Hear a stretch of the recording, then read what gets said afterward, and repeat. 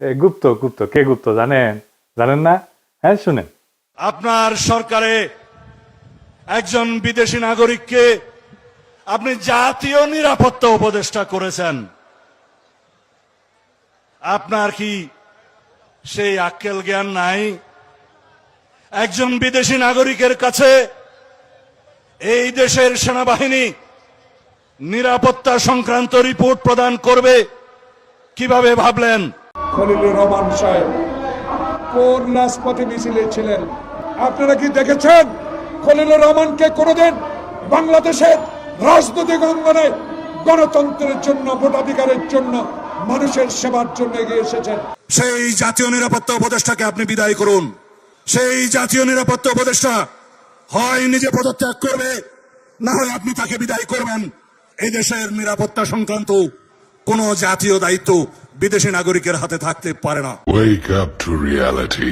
খলিলুর রহমান তিনি টেকনোক্র্যাট কোটায় মন্ত্রিত্ব পেয়েছেন। এই অন্তর্বর্তী সরকারের সময় যিনি দায়িত্বে ছিলেন, এটি অনেকের কাছেই একটু খটকা লাগার বিষয় ছিল, অথবা সারপ্রাইজ হয়েছেন অনেকেই। গুপ্ত বিএনপি এনসিপি কইতো যে কিংস পার্টি, আর প্রফেসর ইউনূসের সরকারের স্বরাষ্ট্র সচিব তারেক রহমানের মন্ত্রী পরিষদ সচিব, প্রফেসর ইউনূসের অ্যাটর্নি জেনারেল তারেক রহমানের আইনমন্ত্রী, প্রফেসর ইউনূসের নিরাপত্তা উপদেষ্টা তারেক রহমানের পররাষ্ট্রমন্ত্রী, তারপরেও এনসিপি কিংস পার্টি।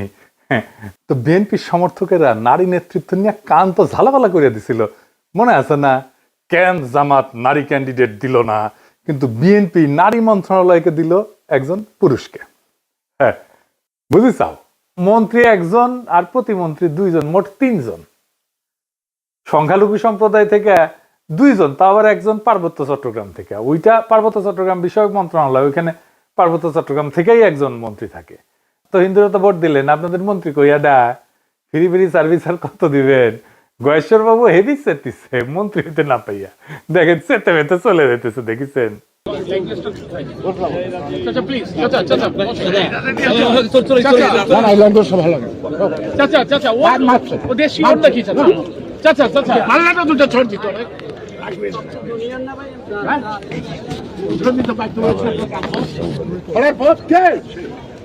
দেখেছেন? তাও যে মন্ত্রী বানাইছে নিতাই রায় চৌধুরী, উনি কিন্তু এরশাদের মন্ত্রী ছিলেন। আমরা যখন রাজপথে আন্দোলন করেছি এরশাদের বিরুদ্ধে, তখন উনি এরশাদের শেষ টাইমের মন্ত্রী হইলেন, ক্রিয়ামন্ত্রী বোধহয়, যুব ক্রিয়ামন্ত্রী বোধহয় হয়েছিলেন। ওরে আমার খোদা, 3 মাস পুরা করতে পারলো না, মন্ত্রী এরশাদই পড়ে গেল, তো মন্ত্রিত্ব আর করা হয়নি উনার। আমি ইয়ারুপসি করিচ্ছি আর কি, যে সুপ্পুর কাছে শপথ দিছে, আল্লাহ মাফ করে দাও, সুপ্পুর রেকর্ড করলে ভালো না, চাইনিজ মালের গ্যারান্টি আছে, সুপ্পুর কাছে শপথ নেওয়ার সরকারের কোনো গ্যারান্টি নাই। হাসিনা 7 মাস টিকেছে, প্রফেসর ইউনূস 1.5 বছর, দেখা যাক তারেক রহমানের সরকার কয়দিন টিকে। আমার একজন কইছে যে প্রফেসর ইউনূসের সরকার ছিল ইন্টারিম, আর তারেক রহমানের সরকার হইতেছে ট্রানজিশনাল।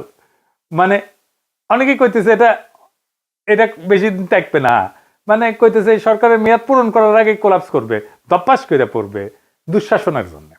ক্ষমতা আসার আগে যে জুলুম শুরু করছে সেটা কথা